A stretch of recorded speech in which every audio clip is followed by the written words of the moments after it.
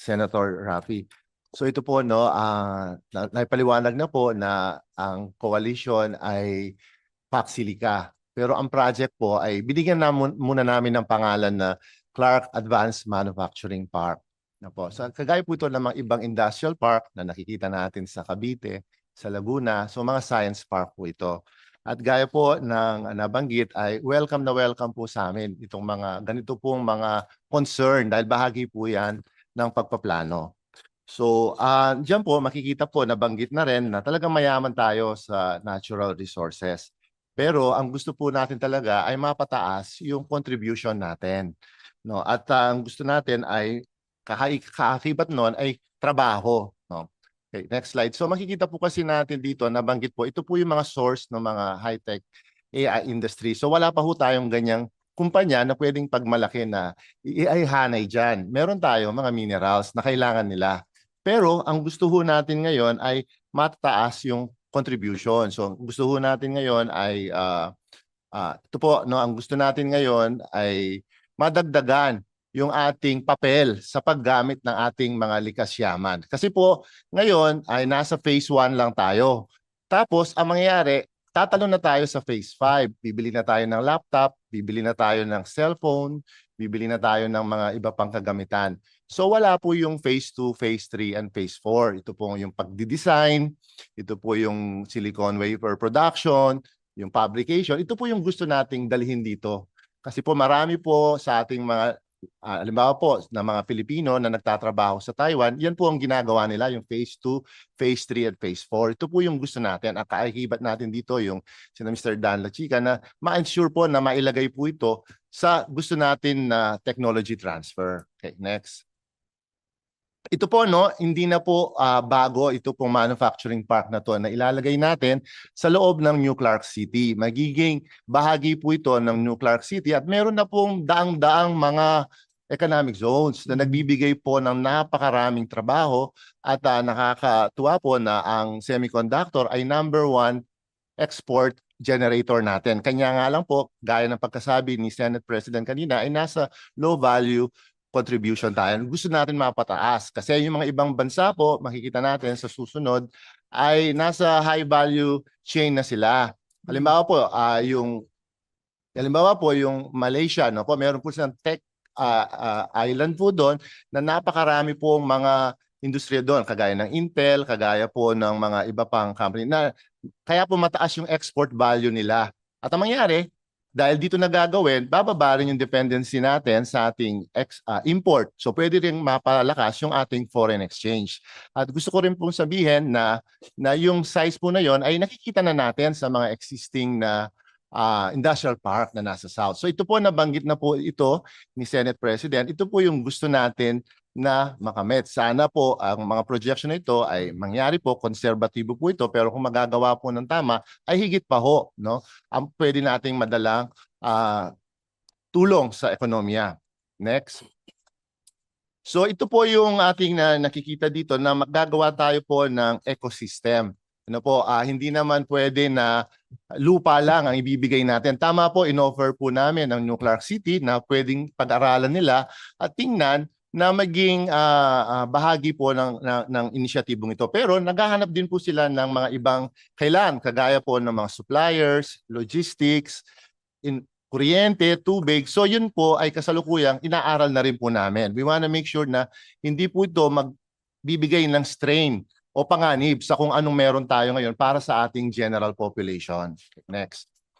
So ito po, nabanggit na po, ito gusto natin lahat na po na magkaroon ng technology transfer. Ito po ay actual na project na simulan na sa New Clark City. Ito po ay Australian investor na nagmamanufacture po ng battery para sa electric cars. No, so may andyan na po tayo, no, tataas na po natin yung antas ng contribution po natin. At marami po dyan ay mga engineers na taga-Tarlac mismo dahil sila po ang nagbibigay ng reference kung saan kukuha ng mga workers, highly skilled workers sa lugar na yan. Next. So ito po ang proyekto pong ito, yung Clark Advanced Manufacturing, kasama po siya ng malaking ecosystem, yung Luzon Economic Corridor. So halimbawa po, kaya nga po pinapalakas natin yung Clark Airport kasi diyan po lalapag, take off yung mga produkto nila. Kanya nga po ang UPS nag-announce na sa susunod na buwan ay mag-uumpisa na sila ng kanilang napalaking there's a big operation in Clark. Ida-downscale na nila yung kanilang Hong Kong operation dahil ililipat na nila yung kanilang operation sa Clark. Ang FedEx po, ongoing na po yung kanyang construction. No, napakalaki po ng kanyang requirement. Kaya nga po ang request niya sa BCDA, gawan mo kami ng parking para sa eroplano namin. Okay. Dahil dadaong po, maglalanding dyan ang napakaraming mga eroplano nila. Daily po yon. Pangatlo po, yung Lufthansa, no? Magtatayo po siya ng napakalaking MRO, no? Pinapangarap, taga Pampanga po ako, pinapangarap ko yung makita na maglalanding na doon yung mga A380.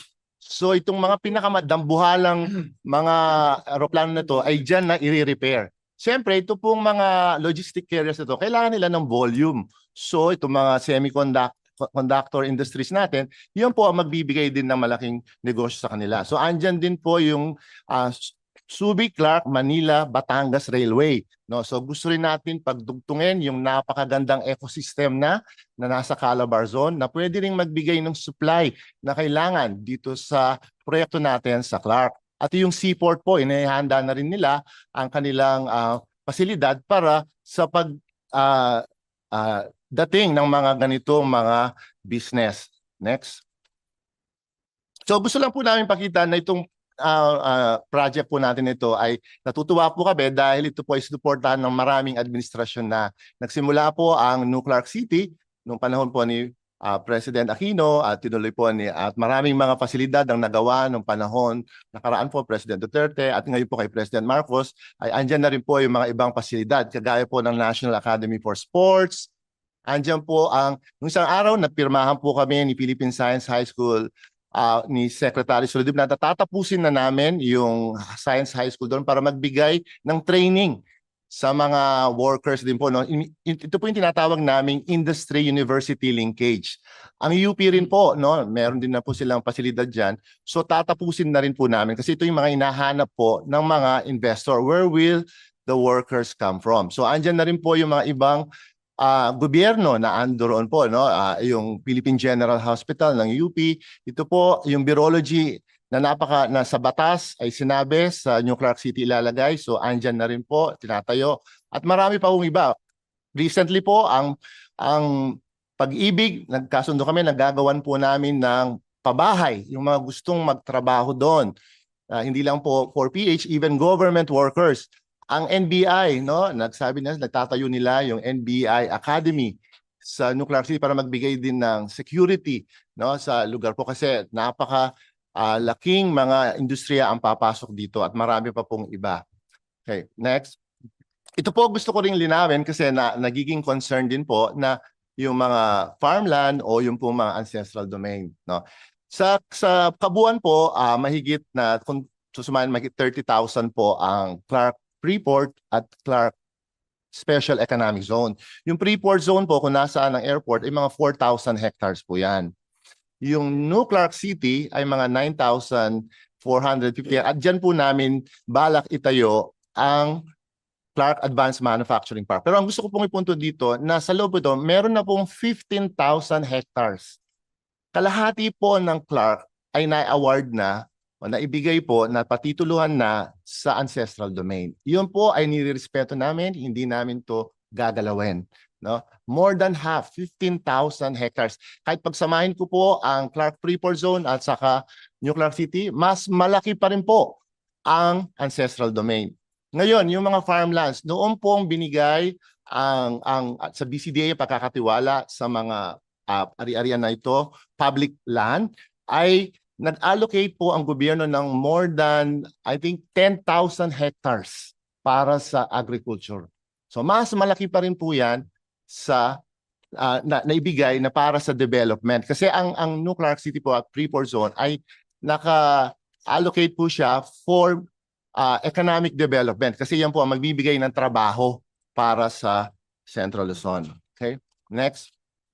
At gusto ko rin pong sabihin, ang BCDA po, no, nung nag-census kami po dyan, no, ito pong pinapakita ko nito, ito po yung mga community na andoroon, no, along Capas Botolan Road. Nung nakita ko, mahigit 1,000 bahay ang andon. Pero ang kinatitirikan nilang lupa ay nasa ilalim po ng titulo ng BCDA. Pero kami po, yung mga naunang namumuno sa Tarlac, governor, congressman, at mayor, sabi namin hindi na namin sila gagalawin, no? Andyan na po sila, no? Napakalaki po ng kanilang nasasakupan. Kanya nga lang po hindi namin may award sa kanila dahil ang Clark po ay under leasehold lang, no? Hindi pwedeng ibenta, no? Kaya nga po masasagot din yung tanong mamaya na ang ownership of land, even if it's leased out to foreign investors, will be retained by BCDA or the Philippine government. No, malinaw po 'yon. Hindi po kami pwedeng lumampas sa mandato na 'yon. Okay, next. Ito po, no, yung sa mga katutubo natin na andoon, no. Meron po isang komunidad na nasa loob ng New Clark City. Outside ho siya ng ancestral domain pero andoon sila sa loob ng New Clark City. Kakilala po namin sila. In fact, 2 weeks ago, nanghingi sila ng fertilizer, binigyan namin sila ng tulong. Ano po? Makikita niyo po yung puting yan, yun po yung daan na papunta sa Virology. Pero ang ginawa namin, iniwas namin yung kalsada. Dahil ang sabi namin, ayaw namin silang matamaan dahil andyan sila. So siyempre po, yung kalsada na yon ay baka meron po silang sinasaka doon na pinapahintulutan po silang magsaka habang hindi po ginagamit yung lupa. Pero binigyan namin sila ng kapalit na area. Ang tawag po namin dyan yung Aitaw Ethno-Botanical School. Pakita natin sa susunod na slide. Makikita po, ito po yung actual condition, no? Basically po, open space, may bundok pa ho yung sa background. Nakikita niyo po yung daan na papuntang sa Virology. So wala pong mga ancestral domains sa lugar na yon. Ito po yung ino-offer namin sa kanila. Aaralin pa lang nila. Na po, okay, next. I think, dito naman po yung concerns sa kuryente at tubig, no po. So nag-uusap na po kami ngayon ng DOE na kailangan magkaroon po siya ng sariling kuryente nila. Ito rin naman po ang gusto ng mga investors. Gusto nila meron pong stable, reliable power. At ang gusto pa nga ho nila, green and clean. So inaaral na po namin ngayon na magkaroon po ng mga renewable energy, kagaya po ng solar farm, batteries. Na po. At ito po ay para sa kanila. Sila po ang gagastos nito. Hindi po ito kukuha sa kuryente ng general population. Po, yung tubig, ganun din po. Nagkaroon na kami ng initial study dito. Inaral namin yung mga ilog. No, ngayon po, nakikita ng mga tao, sobra-sobra ang tubig sa mga ilog. Meron pa ho na nagpapakawala ng sobrang tubig sa ating mga dam. Pero even dry season, gumawa po kami ng pag-uulat, study sa mga ilog natin, ay pwede pagkuhanan pa ho. Beneath the surface po ng mga buhangin ay may tubig po doon. Ang gagawin po namin, hindi namin to sasayahin, kundi gagawa kami ng mga storage tank. No po. Sorry, Mr. Binggang, Opo. total mako-cover naman yung sa mga Opo. question and answer portion namin. Wrap up na, please. Okay po. Sige, next slide po. So ang gusto lang po namin sabihin na ito po yung gusto naming makita at lahat po yon ay dadaan sa approval ng lahat ng mga ahensya. DNR, ERC, lahat po, no? And then next, ang susunod po dito, yan po, no? Hindi namin sila kinakalimutan, yung pong mga andoroon pong mga katutubo ay binibigyan din namin sila ng opportunity na makibahagi kasi ayaw po namin talaga na may maiwan. Na po, yan, nagtatrabaho sa opisina, nagtatrabaho sa pasilidad. Ito po yung sinasabi ko kanina na binigay naming lupa at sakahan nila. Sabi ko sa kanila, dadagdagan po natin yan hanggang 150 or 100 hectares. Na po, at tinuturuan sila ng UP, ng Philippine State, Pampanga Agricultural University at ng DA na matuto sila at gagawa pa rin po tayo ng modernong agricultural farming. No, so magagamit po nila yung kanilang kakayahan sa ganito mga proyekto natin para sa kanila. Okay, last. So ang gusto lang po namin sabihin dito, ito po yung gusto naming likayin. Na in the end, lahat po ay kabahagi ng progreso at wala pong maiiwan. Maraming salamat po.